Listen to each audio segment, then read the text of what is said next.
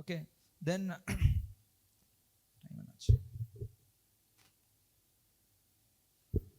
okay, then wounds and wound healing.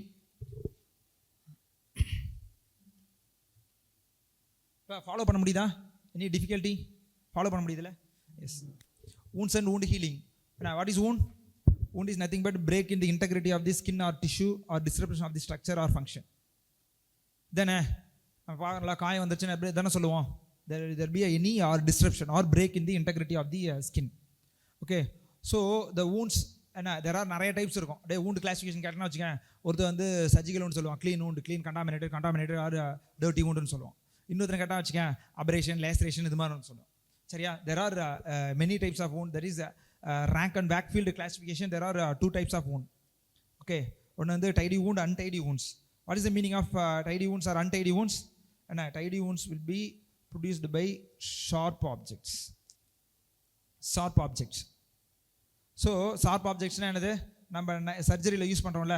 So எப்படி இருக்கும்? So incised, clean or healthy wounds, so there be no tissue loss. But untidy wound எப்படி இருக்கும்? Except other sharp objects, blunt injury or trauma, accident, இது மாதிரிலாம் ஆச்சுன்னா அதுக்கு பேர் என்னது? Untidy wounds. அப்போ untidy wounds என்ன இருக்கும்? The crushing நடக்கும், there will be a tissue loss. So tissue loss will be more in the எதுல? Untidy wounds. Tissue loss இருக்குமா tidy woundல? There will be no tissue loss. No tissue loss in the tidy wound. இதுதான் ரெண்டுக்கு difference, major difference. So இப்போ untidy wounds வந்துருச்சு. So the treatment எப்படி தான் போகும்? என்ன? You have to do, the chance of infection is very high. என்ன? Then you have to do daily dressing. Then if there is any tissue loss, you can go for a tissue loss. என்ன பண்ணோம்? graft, SSG or flap இது மாதிரி தான் போகும், or secondary suturing இது மாதிரி தான் போகும். புரியுதா? எஸ். தென் அது சர்ஜிக்கல் wounds. சர்ஜிக்கல் wounds இது கண்டிப்பாக உங்களுக்கு தெரிஞ்சிடும். How will you classify surgical wounds? Clean, contaminated wound and dirty wounds. You tell me the example for clean wound. என்ன clean wound என்ன example? The clean wound means so no way communicated with either GI or urological tract. அவ்வளோதான், simple. யூரலாஜிக்கல் ட்ராக்டோட communicate ஆகக்கூடாது, இன்னொன்று GI ட்ராக்டோட communicate ஆகக்கூடாது. ஏன் GI ட்ராக்டில் communicate ஆச்சுன்னா என்ன ஆகும்? ஆப்வியஸ்லி இஸ் கண்டாமினேட்டட், லைக் ஃபீசிஸோட கண்டாமினேட் ஆயிடுச்சுன்னு அர்த்தம். ஸோ யூரலாஜிக்கலோட கம்யூனிகேட் ஆயிடுச்சுன்னா யூரின்ல இன்ஃபெக்ஷன் இருக்கும்ல, நார்மல் பாக்டீரியாஸ்லாம் இருக்கும். So if there is no communication with, no viscous is opened, there will be it's no way related with or GIT or urological tract. Example என்னடா? என்ன easy, clinical surgery, thyroid surgery, breast surgery, hernia surgery, all example for clean wound. Okay, clean wound. Suppose the clean contaminated, the viscous is open but minimal spillage, like elective appendicectomy or elective cholecystectomy, all surgeries. Like contaminated wounds, open viscous with spillage of inflammatory disease or with spillage. அப்படியே என்னது, நீ பாட்டுக்கு போகிற ரெசெக்ஷன் anastomosis பண்ணுற, என்ன acute abdominal surgeries, நீ பாட்டுக்கு எமர்ஜென்சியில் ஒரு பேஷண்ட் வராங்க, என்ன சர்ஜரி வராங்க, நீ லேப்ராட்டமி பண்ணுற, பவல் பர்ஃபரேஷன் இருக்குது, என்னது கண்டாமினேட்டட் தானே? எல்லாமே contaminated. Okay, because there will be obvious spillage of feces or urine, இது எல்லாமே that is contaminated. Then what is a dirty wound? Acute abdominal சர்ஜரியில் நல்லா சாப்பிட்டுட்டு இருப்பான், ரோட்டில் போகிறாங்க, ஆக்சிடென்ட் ஆகிறாங்க, பவல்லேருந்து ஃபீசிஸ் வெளில வருது, that is spillage. Dirty wound means already established pus. So all abscess or established pus that comes under dirty wound. Okay, then you can based on the thickness you can classify like superficial wound, that is only epidermis, then deep dermis involved partial thickness, the full thickness means subcutaneous tissue, then deeper wounds. Deeper no enadhu, muscles are involved aachuna deeper wounds. Complicated wounds, what is the meaning of complicated? idella complicated, blood vessels, nerves, idellame complicated. So if there is any vessels, vein, artery, idella injury aachuna, that is complicated wounds. Then the penetrating wounds na any cavity kulla enter aachuna, that is called the penetrating wounds. Okay, இது இல்லாமல் என்ன வேற என்ன woundலாம் உங்களுக்கு தெரியும்? apart from these two types, the thickness, yes, thickness தெரியுதுல்ல, thicknessல partial thickness, full thickness, then deeper wounds, complicated means vessels involve ஆகுது. Then the penetrating wound means any cavity குள்ள penetrate ஆகி போகிறது, like bowel penetration or liver penetration or organல போனால் அது penetrating wounds. Okay, then இது முடிஞ்சிருச்சு. apart from this, what other types of wounds, என்னென்ன wounds எல்லாம் you know?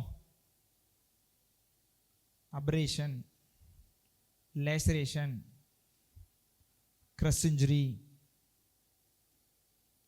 then contusion, then hematoma. You tell me, what is abrasion? What is abrasion? Friction against the rough surface. நான் ரோட்டில் போகிறான், சராச்சு விழுந்துட்டு வராங்க, friction against the rough surface. So there will be no obvious tissue loss, only the superficial peeling of skin. சரியா? So 2-dimensional injury, டெப்த்தாக பெருசாக இருக்காது, because only the friction against the rough surface, that is abrasion, friction. What is laceration? It's a 3-dimensional injury which is also caused by blunt object. Crush injury, what is crush injury? என்ன, 2 ஃபோர்ஸுக்கு நடுவில் மாட்டிக்கிட்டா அது பேர் crush injury. 2 higher ஃபோர்ஸுக்கு நடுவில் மாறிச்சுன்னா அது crush injury. Then what is contusion, what is hematoma? ரெண்டுக்கும் difference தெரிஞ்சுக்கணும்.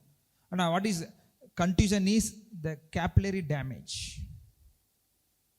If there any tissue damage, இப்போ அங்கே அடிப்படுது, கன்னத்தில் அடிப்படுறாங்க, ஓங்கி ஒரு அடி அடிக்கிற, என்ன பண்ணோம், பயங்கர டீப்பாக போயிடுச்சுன்னா சப்குடேனியஸ் டிஷ்யூல blood vessels இருக்கும், there will be a capillary rupture.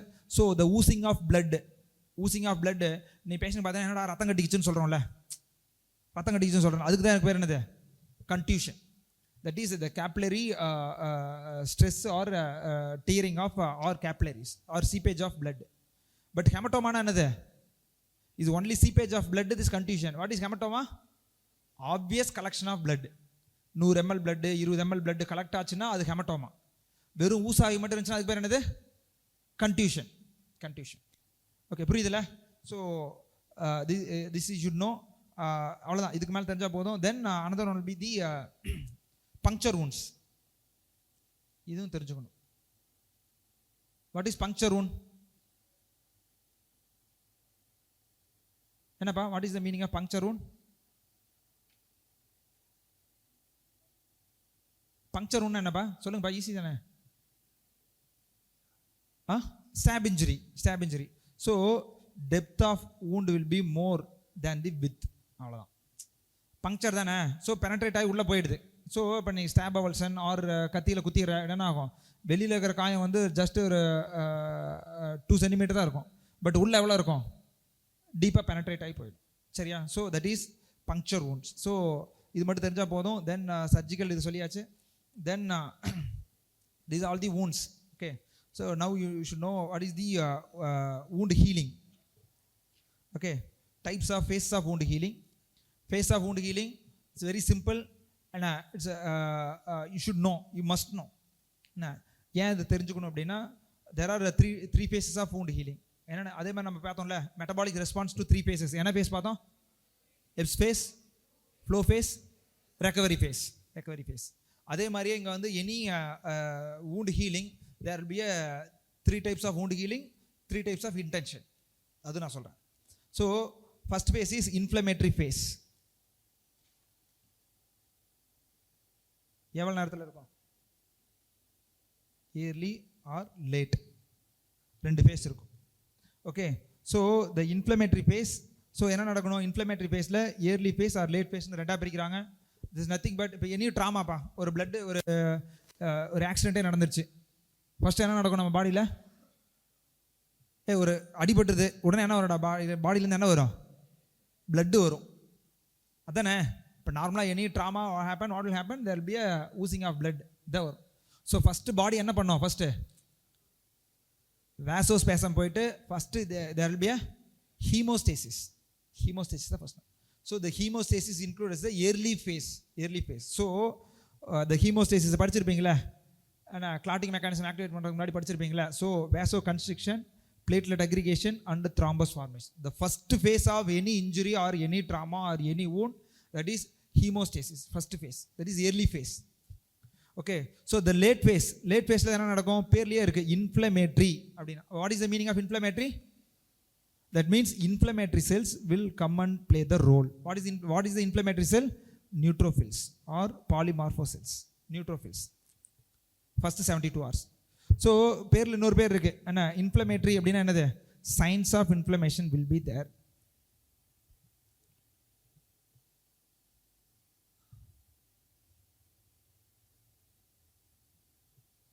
What is signs of inflammation?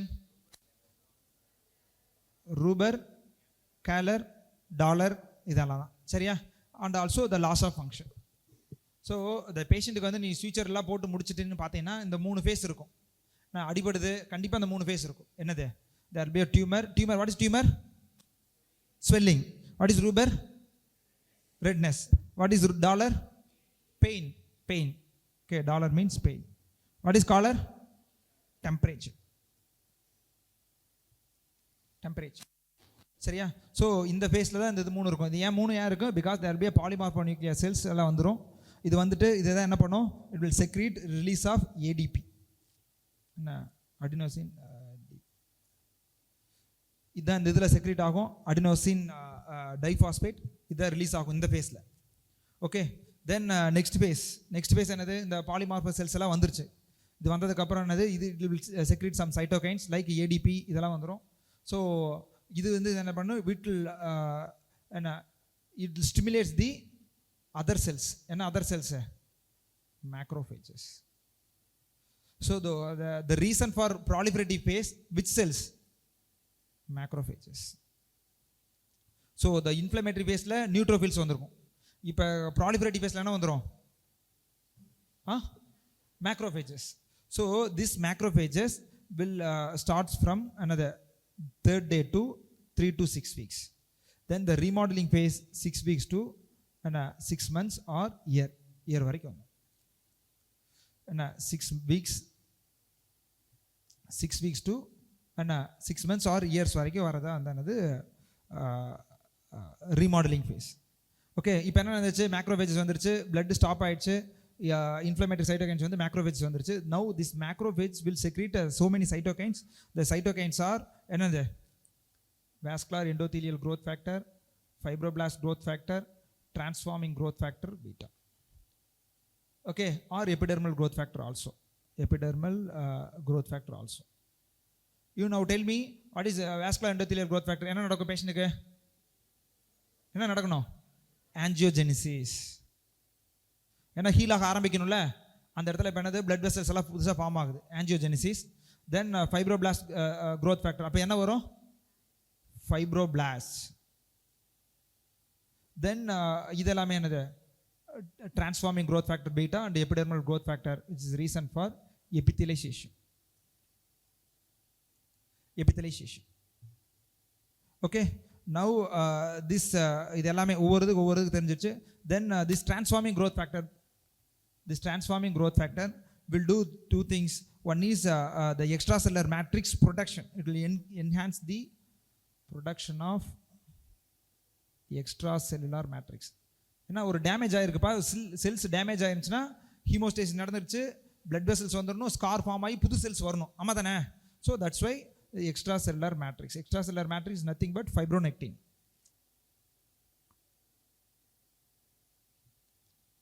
இது எல்லாமே பண்ணும், சரியா? இது எல்லாமே ப்ராலிஃபரேட் பண்ணும். ஸோ சேர்ந்து இது எல்லாமே இது ஃபார்ம் ஆகுறது. Now the fibroblast secretes. வேற என்ன செக்ரீட் பண்ணும்?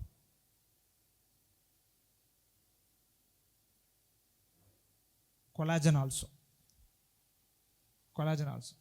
சரியா? இனிஷியலாக என்ன கொலாஜன் செக்ரீட் ஆகும்? type 3 collagen. Type 3 collagen is a bad collagen. Type 3 collagen. நம்ம பாடியில் இருக்கிற வேண்டிய கொலாஜன் என்ன கொலாஜன் இருக்கணும்? Type 1. சரியா? இப்போ any drama or any injury R wound healing first secrete ஆகிறது என்னது? இந்த ப்ராலிஃபரேட்டிவ் ஃபேஸ். ப்ராலிஃபரேட்டிவ் செக்ரேட் ஆகிற என்ன கொலாஜன் என்னது? Type 3 collagen. Now the remodeling phase, this type 3 collagen will turn into எதுவாக மாறிடும்? டைப் 1 மாறிடும். சரியா? ஸோ இப்போ எல்லாமே ஃபார்ம் ஆயிடுச்சு. ஏன்னா பிளட் வெசல்ஸ் ஆன்ஜியோஜெனிசிஸ் ஃபார்ம் ஆயிடுச்சு, the matrix extracellular matrix protein form ஆயிடுச்சு, எபித்தலைசேஷன் ஃபார்ம் ஆயிடுச்சு, கொலாஜன் ஃபார்ம் ஆயிடுச்சு அப்படின்னா now there is a maturation phase. அந்த இடத்துல ஸ்கார் வந்து ஹீல் ஆக ஆரம்பிச்சிருச்சு. So the maturation phase, that is a cross linking of collagen fibrils and the collagen conversion of 2 to 1, that is 1:4 ratio convert ஆகிடும். then the reduced vascularity, angiogenesis எல்லாம் நடந்து முடிஞ்சதுக்கப்புறம் once angiogenesis is over, then everything will be stopped. vascularity எல்லாமே கம்மியாகிடும். So scar பார்த்தீங்கன்னா வச்சுக்க ட்ரையாக இருக்கும், பேலாக இருக்கும். ஏன் என்னது? Because there will be no vascularity. எல்லாமே போய் முடிஞ்சிடும். So then the contraction of myofibrils will cause wound contraction. So scar பார்த்தீங்கன்னா ஃபர்ஸ்ட் இனிஷியல் ஃபேஸில் ஒரு பெருசாக இருக்கும். then later on 6 months to 6 weeks to 1 year அந்த இடத்துல பார்த்தா ஸ்காரே இருக்காது. that what is that reason? myoepithelial contraction, that is called scar contraction. Okay, yes. So this is a 3 phases of wound healing. So the importance of inflammatory phase and proliferative phase. If prolonged inflammatory phase, what will happen?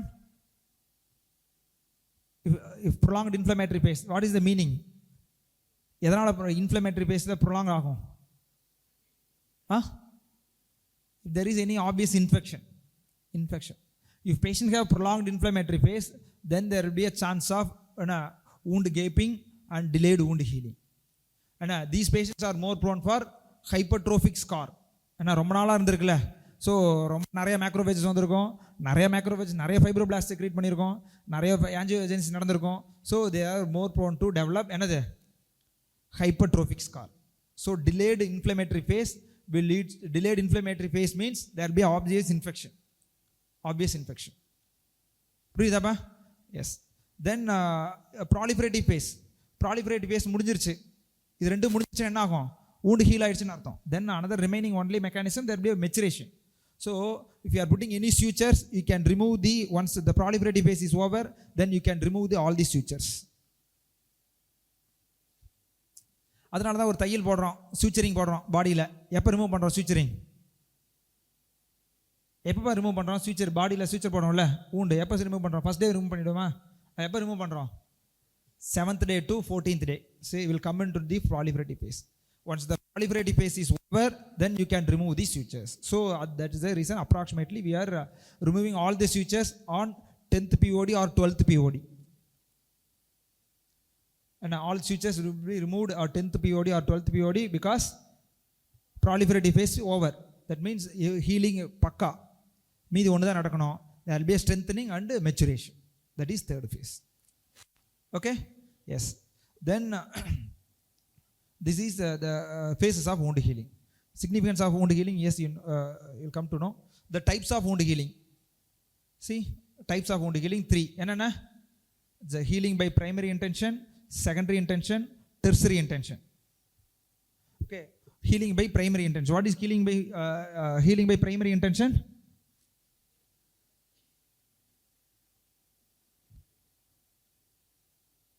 First நம்ம tidy wound பார்த்தோம்ல. Clean incised wound or surgical wounds heals rapidly. Scar will be linear or smooth or supple. புரியுதாப்பா? இது வந்து இப்போ என்னது? இப்போ நம்ம surgery பண்ணுறோம், நம்மளே இன்சைஸ் பண்ணி சர்ஜரி பண்ணுறோம், நம்மளே சூச்சர் போட்டுறோம். ஸோ அது க்ளீனாக தான் இருக்கும், ஈஸியாக அப்ராக்சிமேட் ஆகிடும். So scar will be linear and smooth and supple, அது மாதிரி இருக்கும். Healing by secondary intention. இப்போ சப்போஸ் என்ன wound இன்ஃபெக்ட் ஆகிடுச்சுன்னா நம்ம இது பண்ண முடியுமா? சூச்சர் போட முடியுமா? there is infected suture, will you put sutures? No, you have to left open and it will the heal automatically heal ஆகிடும். இப்போ பேர்ன் ஸ்கார் வந்துச்சுன்னா ஸ்கார் வராமல் ஹீல் ஆகுமா? அதெல்லாம் என்னது? Secondary intention. You have to left open, அதுவாக heel ஆனால் அதுக்கு பேர் தான் என்னது? Secondary healing. அதுவாக ஹீல் ஆனால் அதுக்கு பேர் வந்து secondary healing, left open. Tertiary healing, first initially you have to left open, later you can close. So later you can close means initially the infection இருக்கும், pus எல்லாம் drain பண்ணிடுவோம். once granulation tissue நல்லா form ஆனதுக்கப்புறம் என்ன பண்ணணும்? you have to put sutures or graft or flap. இதெல்லாம் பண்ணால் அதுக்கு பேர் என்னது? tertiary healing. So the healing by 3 intention, the healing by primary intention means the clean incised wound நம்ம suture பண்ணுறது. சரியா? the scar எப்படி இருக்கும்? லீனியராக இருக்கும், ஆர் மினிமல் ஸ்கார் ஆர் லீனியராக இருக்கும், ஆர் ஸ்மூத்தாக இருக்கும். Then the secondary intention means what? there is any obvious sepsis or infection, you left open. அப்படியே ஓப்பனாக விட்டுருணும். அடுத்து தேர்டு என்னது, ட்ராமா இதெல்லாம் வந்துடும். தேர்ட் என்னது, healing by tertiary intention. Tertiary intention என்னது, you have to use either SSG or sutures or graft. Once debridement or cleaning எல்லாம் பண்ணி முடிச்சதுக்கப்புறம் you can do these things. Okay, now you tell me what is the reason for delayed wound healing? Delayed wound healing கண்டிப்பாக கேட்பான், எம்சிக்யூவில் கேட்பான். What factors இதில் MCQ number கண்டிப்பாக 5 மார்க்கில் கேட்பான். ஏன்னா ஃபேக்டர்ஸ் அஃபெக்டிங் wound healing கேட்பான். லாஜிக்கலாக சொல்லுங்கள் என்னென்ன. you have to divide into general factors and systemic factors. Sorry, general or systemic factors, then another will be the local factors. Suppose இப்போ கையில் wound heal ஆகலை, என்ன சப்போஸ் இப்போ டயபெட்டிக் ஃபுட் ஆர் டயபெட்டிக் ஃபுட்டில் wound heal ஆகலை. What is the reason for diabetic ஃபுட்டில் wound heal ஆகலைன்னா, there will be a less blood supply இருக்கலாம், or osteomyelitis or bone infection or a foreign body or sepsis or there will be a reduced ischemia. இதெல்லாமே என்னது local factors. That's why there will be a poor wound healing. Systemic factors, what is the systemic factors will cause delayed wound healing? Uncontrolled diabetes, uncontrolled hypertension, or patient taking steroid therapy. Steroid என்ன பண்ணும், immunosuppressant ல. So patient taking a steroid therapy, then patient is on chemotherapy. Chemotherapy is always suppress the immunity. So patient is on chemotherapy, steroid or radiotherapy. சரியா, இது எல்லாமே என்னது. Then wound healing என்ன வேணும், protein deficiency, malnutrition patient heal ஆகாது, wound heal ஆகாது. Hemoglobin less than 10 gram, wound heal ஆகாது. But அதெல்லாம் என்னது, systemic factors. So all this comes under okay, general factors and local factors. You see what is the local factors? See தெரியுதாப்பா, infection லோக்கலா தான இருக்கும். So infection இருந்தா wound heal ஆகுமா, heal ஆகாது. So infection, the necrotic tissue or foreign body, poor blood supply, ischemia or hematoma, then recurrent trauma or irradiation or hypoxia, இது எல்லாமே என்னது poor local factors. You see the systemic factors. Systemic factors என்னென்ன systemic factors? All those things, age, obesity, then malnutrition, especially vitamin deficiency, vitamin C and zinc ரொம்ப important. ஏன், collagen hydroxylation என்ன வரும், collagen தேவையில்ல. So vitamin C deficiency, anemia, then malignancy wound heal ஆகுமா, heal ஆகவே ஆகாது. So if you are seeing any non-healing wound or delayed wound or the persistent non-healing ulcer, you suspect என்னது, malignancy. What malignancy?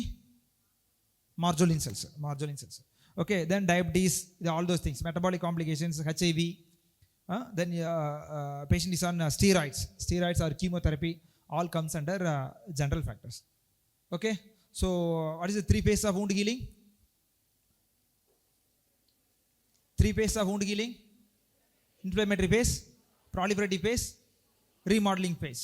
Days another, what is the proliferative phase days? 3 days to 3 weeks. What is the maturation phase? 6 weeks to 6 months, 1 year or எப்படி வேணா வந்துக்கலாம். Okay, what will happen in maturation phase? Collagen cross linking and type 1 collagen, type 3 collagen will converted into type 1 collagen and myoepithelial contraction. So wound scarring இதெல்லாமே வந்து புரியுதா? Yes. Now move on to compartment syndrome.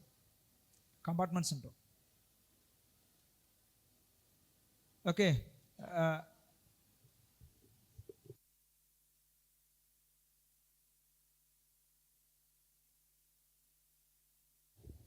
compartment syndrome ரொம்ப logical பா. Compartment syndrome எங்கப்பா compartments படிச்சிருக்கீங்க நீங்கள் பாடியில்? Okay, abdomen compartment, okay, abdomen compartment syndrome also common. But more அதுக்கு மேலே லெக்கில் படிச்சிருக்கோம்ல, லெக்கில் என்ன பார்த்தீங்கன்னா 3 கம்பார்ட்மெண்ட்ஸ் இருக்கும். ஆன்டீரியர், லேட்டரல், போஸ்டீரியரில் டீப் அண்ட் சூப்பர்ஃபிஷியல் அப்படின்னு இருக்கும். அதே மாதிரி தைல compartments, medial compartment, lateral compartment, anterior compartment இருக்கும். அப்புறம் ஃபோராமில் இருக்கும். So the compartment syndrome common in எங்கே காமன்?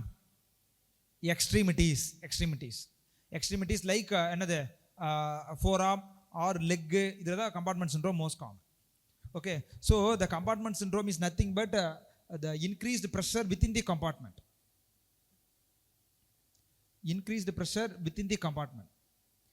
ஏன் increase the pressure within the compartment? எதனால இன்க்ரீஸ் ப்ரெஷர் கம்பார்ட்மெண்ட்டில் நடக்கலாம்? உள்ள காமனாக யாருக்கு நடக்கும்? ட்ராமா. என்ன இதான் சொல்லணும் first. Commonly fractures or trauma. சரியா? Trauma. Then or snake bite செல்லுலைட்டிஸில் வரலாம். ஆர் டைட் பிளாஸ்டர்ஸ் நம்ம போடுறோம்ல, பிஓபி இது மாதிரி டைட் பிளாஸ்டர்ஸ் போடுறோம்ல, tight plasters. Then oedema or haematoma உள்ள வந்துருச்சு, ஆர் இஸ்கிமியா நடந்துருச்சு, அதனால எக்ஸ்டேஷன்லாம் வந்துருச்சு. So all those things like this trauma, all these things will increase the compartments, because the compartment syndrome எடுத்துக்கிட்டிங்கன்னா லோயர் லிம்பில் எடுத்துக்கிட்டிங்கன்னா compartment syndrome எடுத்துக்கிட்டிங்கன்னா இந்த compartment மட்டும் closed. So if there is any muscle injury, இந்த மசிலில் ட்ராமா நடக்குது, இந்த மசிலில் haematoma வந்துச்சுன்னா இதுக்குள்ளே மட்டும் டென்ஸாக இன்க்ரீஸ் ஆகிட்டே போகும். ஸோ வாட் வில் ஹேப்பன், இந்த கம்பார்ட்மெண்ட்டுக்குள்ளே ஏதாவது ஒரு ஆர்ட்ரி வெயின் இது மாதிரி ஏதாவது போச்சுன்னா அந்த ஆர்ட்ரி வெயின் எல்லாமே கம்ப்ரஸ் ஆகிடும். புரியுதா? So the compartment syndrome is due to the increased pressure within the compartment.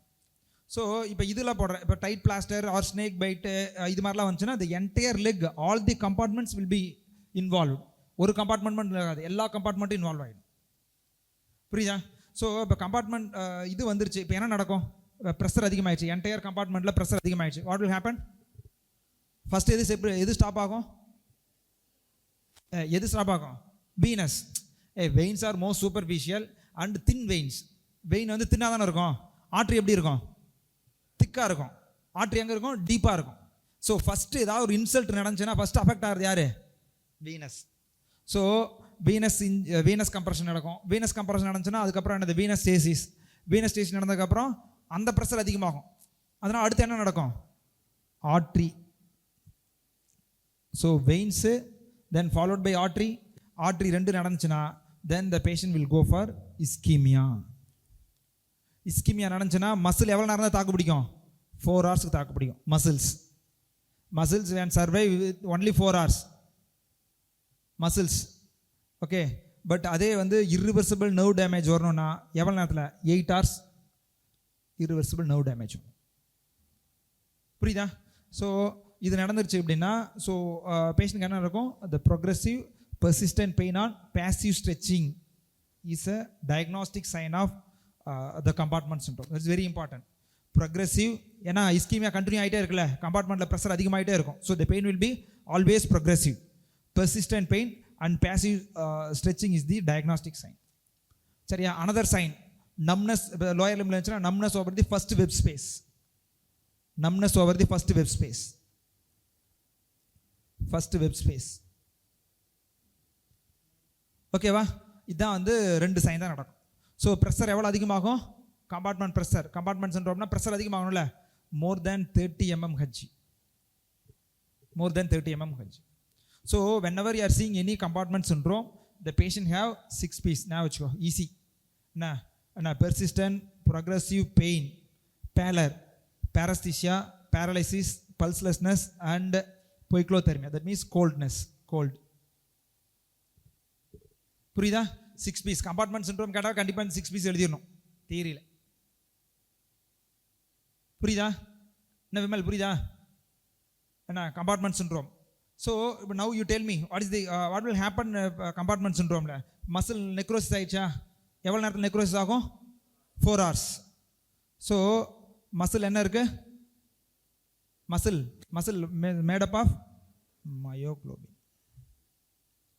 So myoglobin will hit எதை ஹிட் பண்ணோம்? எதில் கலெக்ட் ஆகும்? சிஸ்டமிக்காக கனெக்ட் ஆகும். சிஸ்டமிக் கனெக்ட் ஆச்சு பேர் என்னது? மயோக்ளோபினூரியா. மயோக்ளோபினூரியா போச்சுன்னா இந்த கிட்னி என்ன வாங்கும்? Kidney will go for acute tubular necrosis and failure. That is called acute kidney injury or acute renal failure.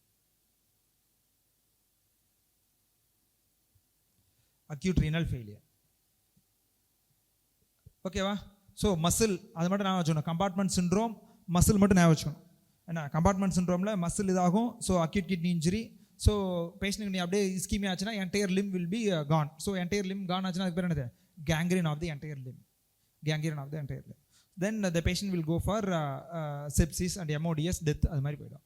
So immediately you have to intervene by another. If you are seeing any compartment syndrome, if you are seeing all the 6 P's or numbness over the first web space, suspect compartment syndrome. Compartment syndrome pathology increased pressure, so you have to release the pressure. So release the pressure என்னது, compartment closed space தானே, இப்படி ஒரு compartment closed இருக்கு. What you have to do, you have to open the compartment, that is called fasciotomy. You have to do the fasciotomy. Fasciotomy எவ்வளவு போடலாம், multiple fasciotomy எவ்வளவு வேணா போட்டுக்கோ, but you have to reduce the pressure. சரியா? The fasciotomy should be each compartmentக்கு separate incision you have to put. That incision should be lengthy, not கொஞ்சமா பண்ணக்கூடாது. ஏன்னா ischemia அதிகமாச்சுன்னா the patient will go for myoglobinuria or myonecrosis, இதுக்கு போயிடுவாங்க. So you have to make adequate incision, multiple incision. You have to open all the compartments. All the compartments. Okay, that is fasciotomy. Then the mannitol antibiotics. Why mannitol? Diuresis தானே. இப்போ என்ன நடக்கும், இப்போ நமக்கு danger, kidney எது damage பண்ணிகிட்டு இருக்கு, myoglobin. So myoglobin எல்லாமே வெளியில் போகிறதுக்காக நீ பண்ணணும். சப்போஸ் பேஷண்ட் இதுக்கு போயிட்டாங்க, செப்சிஸ் போயிட்டாங்க, கேங்க்ரினாலனா you have to give antibiotics. So suppose myoglobin excrete பண்ண முடியல, கிட்னி ரொம்ப அடி வாங்கிச்சுன்னா then you have to do என்னது, டயாலிசிஸ். ஸோ புக்கில் கொடுத்துருப்பான், the myonecrosis, the problems in the compartment syndrome is infection, renal failure. Why renal failure? Myoglobinuria. Then the gangrene of the limb. Then if you are பாதியில் recovery ஆகுது, compartment சிண்ட்ரோம்ல கேங்க்ரீனும் போகல, but early phase of gangrene. So muscle என்ன ஆகும், contractor ஸ்டேட்டில் recover ஆகும். அதுக்கு பேர் தான் என்னது, கண்ட்ராக்சர்ஸ். அதுக்கு தான் கண்ட்ராக்சர்ஸ். ஸோ வோக்மேன் இஸ்கெமிக் கண்ட்ராக்சர்ஸ் படிச்சிருப்பீங்களா, ஆர்த்தோவில் படிச்சிருப்பீங்களா, அது என்னது, இட்ஸ் டியூ டு என்னது, த இயர்லி கம்பார்ட்மெண்ட் ஃபேஸ் போயிருக்கோம், நீ அதுக்கு ரிலீஸ் பண்ணியிருப்பேன். ஸோ அந்த மசில் டேமேஜ் ஆன மசில்ஸ் எல்லாம் ரெக்கவர் ஆகும்போது there will be some sort of contraction, that is called Volkmann's contractures. இது எல்லாமே the problems in the compartment syndrome. Okay, then the treatment. Yes, treatment, the pressure is more then 30 mmHg, immediately you have to open all the fascia, or you have to open the compartment, that is called fasciotomy. Dry டாபிக்காக தான் இருக்கும், கொஞ்சம் தூக்கம் வருதுன்னு நினைக்கிறேன். தென் மசில்ஸ்க்கு என்னது, oxygen போயிருக்காது. So அதுக்கு என்ன பண்ணியிருக்கணும், you have to give oxygen also, adequate oxygen also. Okay, that is called hyperbaric oxygen சொல்லுவோம், hyperbaric oxygen therapy.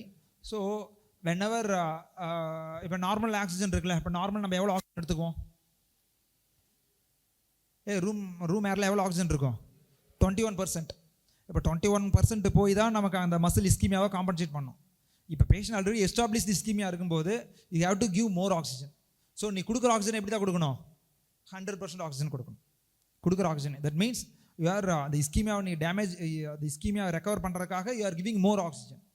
So that's why if you are suspecting any muscle injury or ischemia, one treatment is hyperbaric oxygen therapy. புரியுதா? Yes. Then this the Kress injury or Kress syndrome. What is Kress injury? Already நான் சொல்லிட்டேன். What is Kress injury? Yes, அதாவது too high force or pressure ரெண்டுக்கு நடுவில். இப்போ ட்ரெயினில் போய் மாட்டிக்கிறானுங்க, கீழே ரோடு இருக்கும், ஆனால் மேலே ட்ரெயின் இருக்குது, ரெண்டு ஹை ப்ரெஷர் தானே, ரெண்டு ஹை ப்ரெஷருக்குள்ளே மாட்டுச்சு, என்ன ஆகும், கையை நசிங்கி போயிடும். That is Kress injury. Or building collapse or wall collapse or earthquake, இது மாதிரிலாம் வந்துச்சுன்னா என்ன இன்ஜுரி, அதெல்லாமே all Kress injury. Kress injury mechanism. What is the mechanism in Kress injury?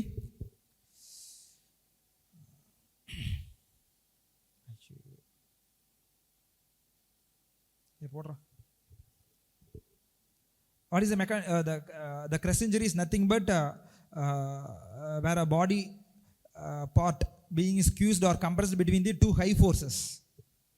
That's a Kress injury. So what will happen in the Kress injury? Kress injury நடந்தால் என்ன நடக்கும், பாடியில் எது நடந்துச்சுன்னா என்ன டேமேஜ்லாம் நடக்கலாம், muscle necrosis, fractures, all organ injury, solid organ injury, எல்லாமே நடக்கலாம்ல, எல்லாமே நடக்கும். சரியா? You tell me what is Kress syndrome. It's very easy. What is Kress syndrome? Muscle crush ஆகுது, மசில் க்ரஸ் ஆச்சுன்னா என்ன நடக்கும், இப்போ நான் சொன்னேன், மசில் க்ரஸ் ஆச்சுன்னா என்ன நடக்கும், மயோகுளோபின் என்ன நடக்கும், myoglobinuria. What will happen, acute tubular necrosis, kidney தான் போய் அடி வாங்கும். கிட்னி அடி வாங்குச்சுன்னா patient will go for acute renal failure. So the Kress syndrome is nothing but the crushing of muscles and the causing the extravasation of the blood, so the releasing of என்னது இதெல்லாமே எது myoglobin leads to acute tubular necrosis, acute renal failure.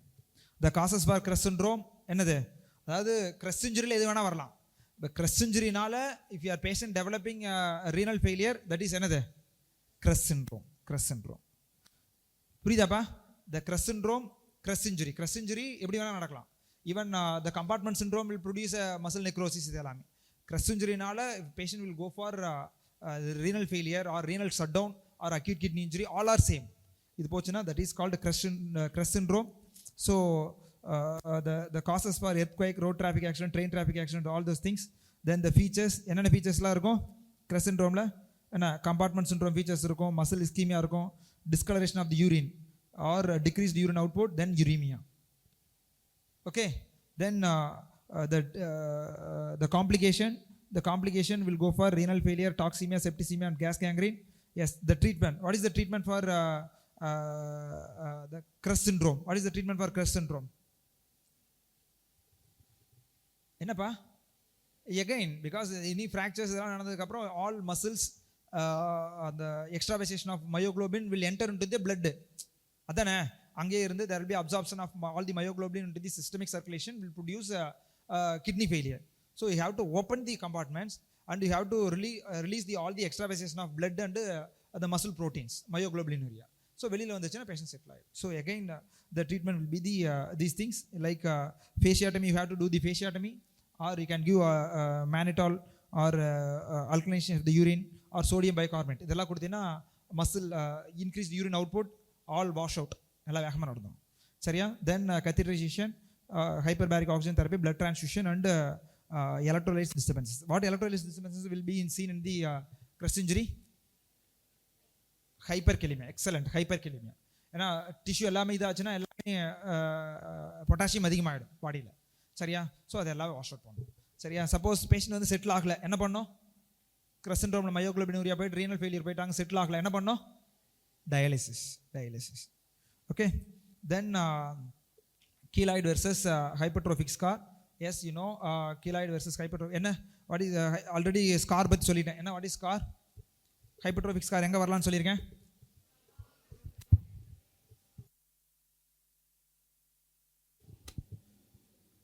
ஓகேவா? So you see this picture. Keloid versus hypertrophic scar. Keloid பார்த்துருக்கீங்களே எங்க? what is the most common site of keloid? sternum. sternumல இருக்கும், knee jointல வரலாம், வேற எங்க வேணா வரலாம். or any minor trauma வந்திருக்கும். Drama நடந்தால் உடனே என்ன நடக்கணும்? or any wound, what should happen? Healing. What is the stage of wound healing? Inflammatory phase, proliferative phase, remodeling phase. சரியா? இதுல எது மட்டும் ஒண்ணே நடந்துகிட்டு இருக்கும்? என்ன, இன்ஃப்ளமேட்டரி ஃபேஸ் ப்ரொலாங்டா இருந்துச்சுன்னா the patient will go for hypertrophic scar, or there will be a continuous proliferative phase இருந்துகிட்டே இருக்கு. அப்ப அது என்னது? keloid. Very simple. புரியுதா? So keloidல என்ன நடக்கும்? proliferative phase. What are the mechanism will happen in the proliferative phase? Macrophages will release vascular endothelial growth factor. Vascular endothelial growth factor வந்துச்சு என்ன நடக்கும்? angiogenesis. So angiogenesis நடந்துகிட்டே இருக்கும், increased vascularity. See in the keloid. Okay, so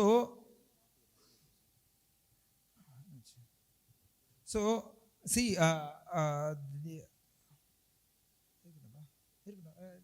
பிரேக்ல மாட்டிக்கலாம்.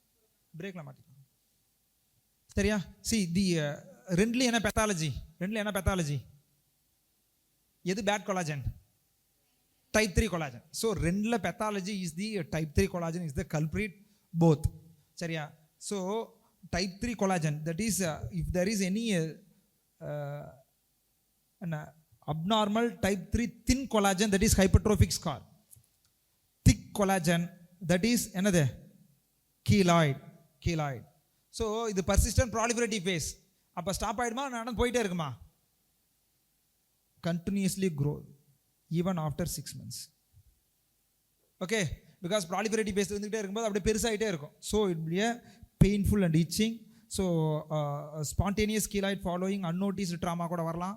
என்ன, then these things and the treatment will be and இப்போ இதான் இருக்குது keloid. See the keloid, if there is any normal injury, இது is never breach the wound. But if you are hypertrophic scar, never breach but excessive இருக்கும்.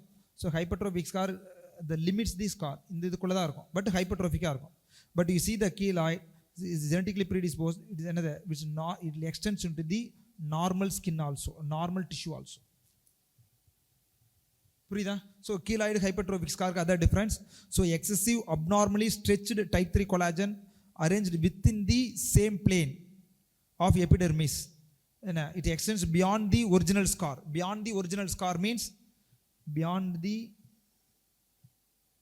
original scar. Scar ஆனது இப்படி ஒரு drama இருந்துச்சுன்னா, scar இங்கே இருக்குன்னா இதோடு இருந்துச்சு அப்படின்னா அது வந்து ஹைப்பர்ட்ரோஃபிக் ஸ்கார். எக்ஸசிவாக தாண்டி போச்சுன்னா அதுக்கு பேர் என்னது? கீலாய்டு. சரியா? ஸோ அதே நீ ஹைப்பர்ட்ரோஃபிக் ஸ்கார் பாரு. ஹைப்பர்ட்ரோஃபிக் ஸ்கார் பார்த்தீங்கன்னா the definition for hypertrophic scar, excessive formation of abnormal scar tissue type 3 collagen thin, then it is within the margin of the original wound. So this is within the margin,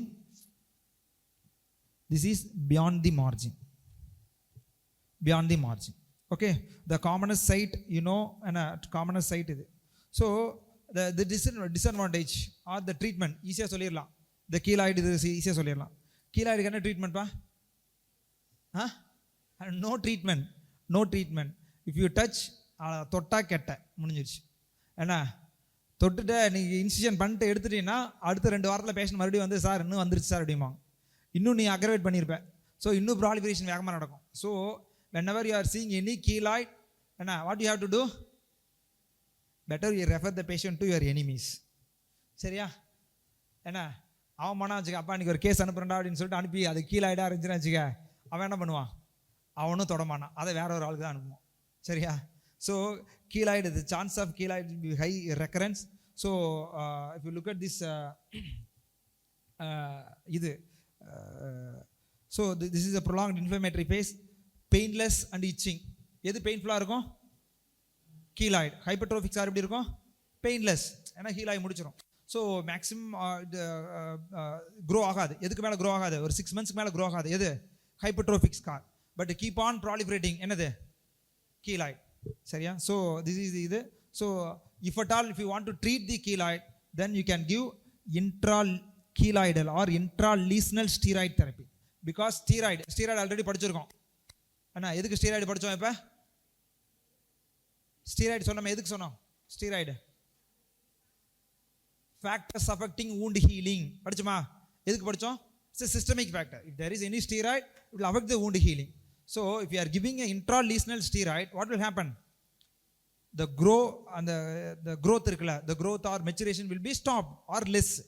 So if at all if you want to treat the keloid, you can give steroids. and steroids எங்க கொடுக்கணும்?